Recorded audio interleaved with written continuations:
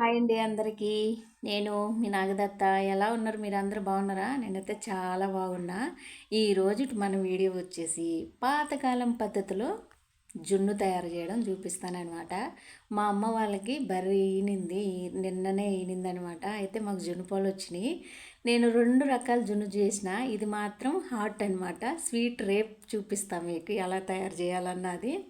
ఈరోజు వచ్చేసి మా అమ్మమ్మ మేము చిన్నప్పుడు ఎలా తయారు చేసేదో జున్ను అలాగ తయారు చేస్తున్నా నేను.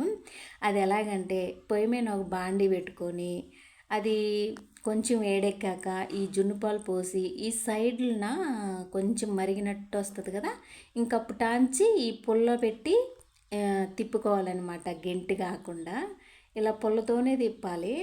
అది ఎందుకు పుల్లతో తిప్పాలన్నది నాకైతే తెలియదు, కానీ మా అమ్మమ్మ అయితే ఇలాగే చేసేది. కాకపోతే మేము ఎన్నిసార్లు ట్రై చేసినా మా మామ మాత్రం ఆ రుచి రాలేదు అనేదన్నమాట. కానీ ఎందుకో మరి మా అమ్మమ్మ అయితే కుండ పగిలిపోయినాక బొచ్చులు ఉంటాయి కదా పెద్దగా, ఆ బొచ్చులలో చేసేది. మేమైతే బొచ్చనే అంటాం, మరి వాటిని ఏమంటారో నాకైతే తెలీదు. దాంట్లో చేసేది, దాంట్లో చేస్తే అదే రుచి వచ్చేదేమో నాకు తెలీదు. అప్పుడైతే ఎండుమిరపకాయలు కారం కోసం ఎండుమిరపకాయలు వేపుకోవాలన్నా, కోడిగుడ్డు వేపుకోవాలన్నా అలాగే వేపేవాళ్ళు అనమాట. ఇంకా కొంచెం పాలు వేడెక్కాక కొద్దిగా అంతా పసుపు వేసుకోవాలి. పసుపు వేసుకుంటే కొంచెం కలర్ తెల్లగా లేకుండా పచ్చగా అవుతుంది. ఇలా పొయ్యి మీద అడుగంటుకోకుండా తిప్పుకుంటానే ఉండాలన్నమాట. అడుగు మనం ఎంత తిప్పినా సరే అప్పుడే, అంటే నిన్న ఇన్ని పాలు ఈరోజు తయారు చేస్తే ఆ అడుగు అంటుకుంటుంది అనమాట. ఎందుకంటే చిక్కగా ఉంటాయి కదా పాలు. కొంచెం ఆ పాలకి ఎంత ఉప్పు పడుతుందో అంత ఉప్పు, తగినంత ఉప్పు వేసుకొని ఇంక మళ్ళీ అంతా కలిసేలాగా కలిగి పెడతానే ఉండాలి, తిప్పుకుంటానే ఉండాలన్నమాట.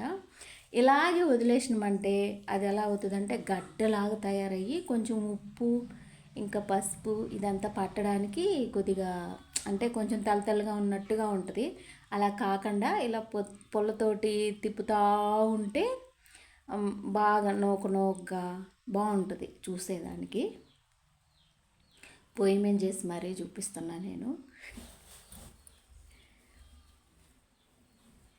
అబ్బాయి ఎండలో జున్ను చేసేలేకి వేరే లెవెల్లో ఉందన్నమాట. బాగా ఎండజామున వచ్చినాయి మాకు జున్ను పాలు మా అమ్మోళ్ళ దగ్గర నుంచి. ఇంతకుముందు జున్ను కోసం ఎంత తప్పించేవాళ్ళో తెలియదు, కానీ ఇప్పుడు ప్రతి వాళ్ళు జున్ను అంటే చాలు అది పోయిన ప్రాణం లేసి వచ్చినట్టుగా ఆబరలాడుతుంటారు అనమాట. జున్ను ఇష్టం లేని వాళ్ళు ఎవరు ఉండరేమో, నాకైతే చాలా ఇష్టం. అది ఏ రకంగా చేసినారు అన్నది కాదు, కానీ ఇష్టం నాకు. ఇదిగో ఇలా ఇరిగిపోయినాయి, ఇంకా దగ్గరికి వచ్చినాయి కదా, ఇలా ఇంకా ఇంకొక 2 నిమిషాలు అలాగే ఉడకనియాలి దాన్ని.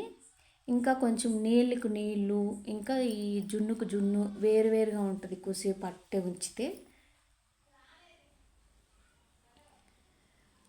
అది అడుగు అంటుకున్నప్పుడు కొంచెము మాడు కొంచెము లేకుండా కొంచెం జాగ్రత్తగా తిప్పుకోవాలి. ఎందుకంటే మరీ ఎక్కువ మాడాల్సిన వస్తుంది.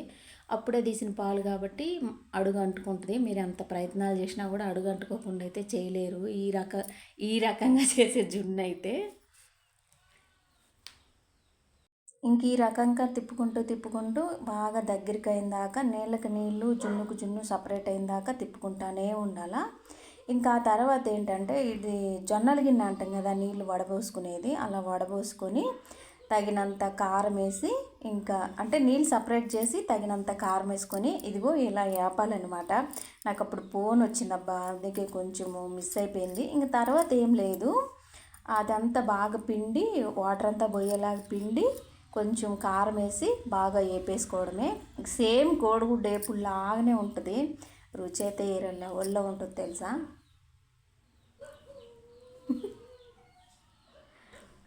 చాలా బాగుంది. ఒకసారి మీరు ట్రై చేయండి, ఇలాగా మీకు కూడా నచ్చుతుంది ఖచ్చితంగా. అంటే స్వీట్ ఇష్టపడే వాళ్ళకి స్వీట్ నచ్చచ్చు. ఒకసారి ఇది కూడా ట్రై చేసి చూడండి, సూపర్ ఉంటుంది. చూస్తుంటే మీకు కూడా నీళ్ళు ఊరిపోతుంది కదా.